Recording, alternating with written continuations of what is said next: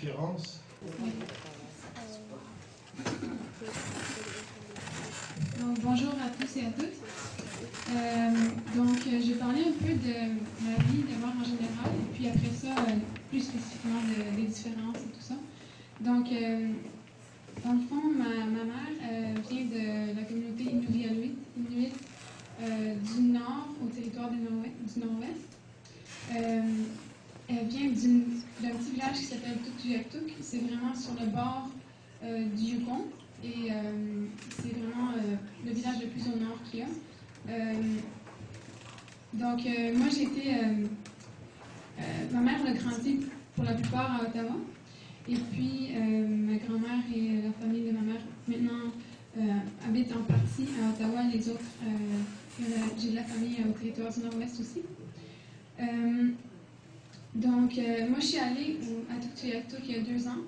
Et c'était la première fois que j'allais là-bas.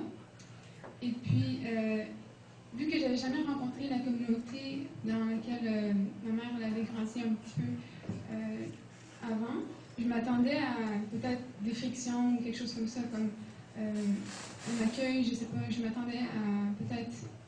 Parce que vu que j'étais différente, parce que mon père est d'origine belge, donc c'est fait comme un mix différent, puis j'ai pas les cheveux noirs, et tout ça. Donc, j'avais un petit peu peur de ça. Et quand je suis arrivée là-bas, j'avais un accueil extraordinaire. Les gens étaient souriants, tout le monde était très accueillant. J'ai passé du bon temps là-bas. J'ai fait de la pêche et de la chasse. On n'a rien attrapé à la pêche, mais on a quand même tué un caribou, puis on a fait du caribou séché. Donc, c'est une belle expérience. Et puis, surtout, ce que j'ai appris là-bas, c'est que mon oncle, il me racontait des histoires du village, il me racontait des blagues. Souvent, l'humour est très présent, du moins dans ma famille. Je ne sais pas si c'est général à tous les Autochtones. Je ne veux pas parler non plus pour la communauté autochtone, parce que c'est très diversifié. Mais l'humour était très présent. Et puis, malgré leur isolement, malgré le fait qu'il faut prendre l'avion pour se rendre là, où on peut aussi prendre le camion pour le tour sur la route de glace. Ça s'appelle la Ice Road.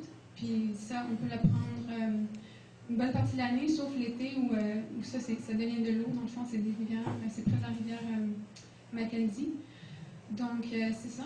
Et puis, ce voyage-là, c'est une expérience très importante pour moi et très enrichissante d'avoir rencontré la communauté de ma famille, puis d'avoir aussi rapporté un masque de carcajou, parce que mon oncle a tué un carcajou parce qu'il mangeait la viande qu'il avait chassée, qu'il avait cachée en dessous de la neige, et le carcajou il fouillait dans la neige, puis il avait volé quelques morceaux de viande. Donc, mon oncle l'a tué, puis il m'a donné le masque de carcajou, donc j'ai rapporté ça avec moi. Puis c'est ça, donc je l'ai toujours avec moi dans ma chambre. Et donc, c'est ça un peu pour le contexte de la famille de ma mère. Et puis, aussi, à travers l'histoire des pensionnats, vous avez sûrement entendu parler des excuses du gouvernement fédéral il y a 2 jours. On est en 2008. Les pensionnats ont existé de 1892 à 1998. Le dernier pensionnat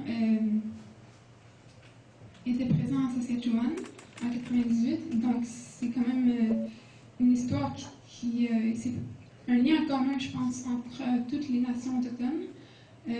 Tout le monde peut-être dans sa famille quelqu'un qui a été dans un pensionnat. Et puis je pense que c'est important pour les peuples autochtones de recevoir ces excuses-là. C'est peut-être une partie un moment historique qui pourrait peut-être ouvrir une nouvelle porte et resserrer des liens différents entre les populations non autochtones et autochtones. Donc c'est ça, je voulais surtout mettre en contexte dans le fond que les différences, non seulement culturelles qui sont présentes chez les peuples autochtones, sont dues aussi d'une réalité différente. Et donc, c'est à peu près ça que je voulais dire. Sinon, je pense que, je ne sais pas comment les peuples